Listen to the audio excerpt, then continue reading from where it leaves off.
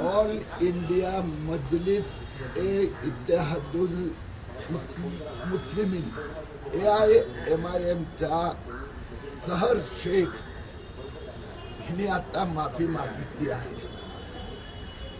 हम मुंब्रा को हरा बना देंगे हे म्हणजे हिंदूंना भडकवणारी चिथावणी देणारी ते भाषणं आम्ही तक्रार केल्यानंतर पोलिसांनी 2दा त्यांना बोलवलं होतं. लिखित स्वरूपात सहरनी माफी मागितली आहे की कुणाचा भावना दुखवण्याचा माझा इरादा नव्हता आणि म्हणून मी क्षमा मागत आहे. माझ्या दृष्टीने हा माझा पक्षाचा झेंडा, पण भारताचा तिरंगासाठी मी आयुष्यभर काम करणार. शहर तरुण असल्यामुळे आम्ही पण तिचा माफीनामा स्वीकारला आहे. परंतु जे AIMIM चे नेते आता त्यांचा पुढच्या पिढीना जे रेडिकलाइज करत आहे, कट्टरपंथी करत आहेत, ही चिंतेची बाब आहे.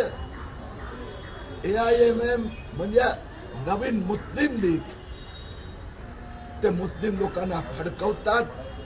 त्यांचा प्रयत्न आहे. मालेगावला त्यांनी हिरवं केलं, मानखुर्दला हिरवं केलं, मुंब्राला हिरवं केल्या जमा आहे आणि आता मुंबईला हिरवं करायचं आहे. ते आम्हाला मान्य नाही. शासनाच्या योजना घेणार मात्र गुणगान आहे तो करणार असं त्यांचं म्हणणं आहे. तसं नाही. आता झाले ते स्पष्टता, कारण की ते जे भाषण आहेत त्यात कुठलाही झेंडाही नव्हता आणि जाळी नव्हतं.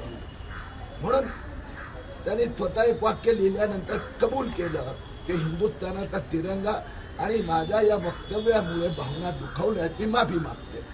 22 वर्षाची तरुणी असल्यामुळे आम्ही पण तिचा खुलासा माफीनामा स्वीकारतो.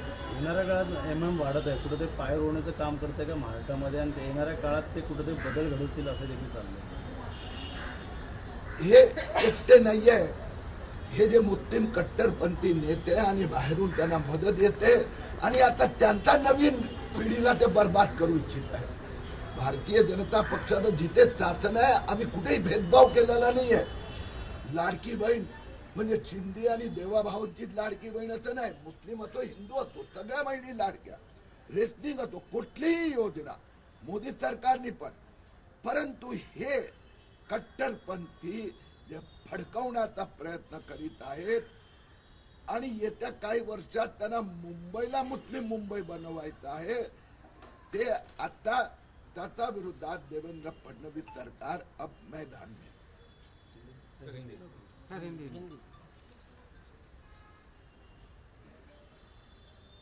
AIMIM की शहर शेख, उन्होंने जिस प्रकार से हिंदू को वार्निंग देने वाला भड़काऊ भाषण किया था कि हम पूरे मुंब्रा को हरा बना देंगे यानी मुस्लिम बना देंगे.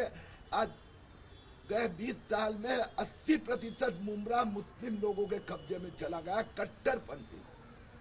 हमारी शिकायत के बाद में पुलिस ने 2 बार शहर को पुलिस स्टेशन बुलाया और अब शहर ने माफीनामा लिख के दिया है, जिसमें उसने स्पष्ट लिखा है कि मेरे भाषण के कारण कुछ लोगों की भावना को दुख पहुंचा है, मैं माफी मांगती हूँ.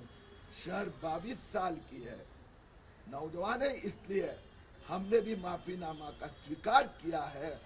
वास्तव में उसके भाषण में कहीं भी हरा झंडा, कोई AIMIM के नेता का ये षड्यंत्र है, प्लान है. मालेगांव को हरा किया, मानकुट को हरा किया, मुंब्रा हरा होने पर है और अब मुंबई की बारी है. इस प्रकार की जो उनकी प्रवृत्ति को देवेंद्र फडणवीस सरकार चलने नहीं दे.